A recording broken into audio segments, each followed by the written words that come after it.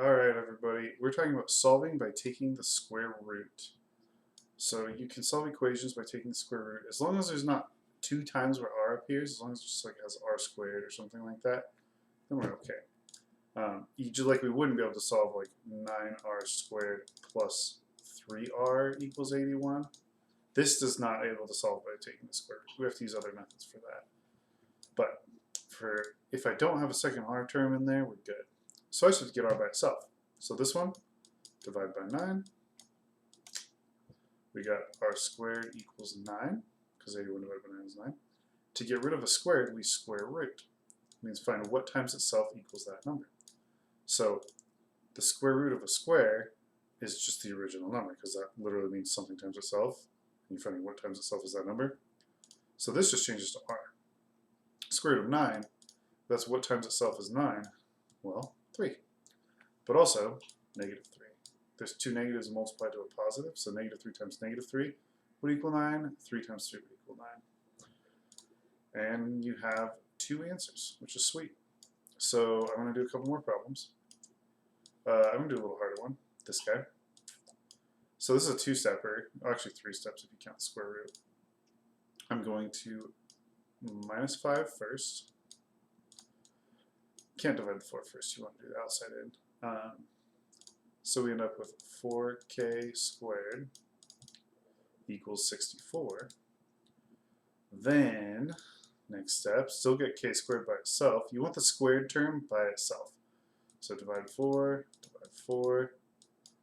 We got k squared equals 16. Now I have the squared term by itself. Square root it. And we're pretty much set here.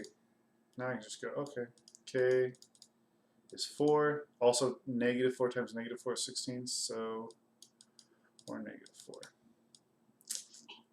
We got it. So, those ones can be weird. I would say my overall takeaway from that, just take away outside in as far as the numbers go, get the square term by itself. This one is interesting. Sometimes you have to set things equal to 0 for various reasons, called finding the zeros.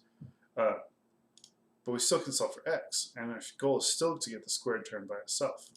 So I can go minus 9 from both sides, sorry, plus 9, because negative and positives are opposites, and we would end up with x minus 2 squared equals 9.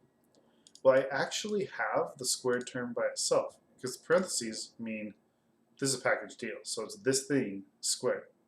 So now I can square root both sides. Square and square root will cancel. I'm just left with x minus 2 over here. On the right, well, square root of 9 could be 2 things. It could be 3, but it could also be negative 3. So I have to separate this out. Okay, so x minus 2 could also equal negative 3. And now we have 2 possible answers, just like the other ones, except for this will have 2 different answers instead of a copy. We can go plus 2 to both sides. Here we could plus 2 to both sides.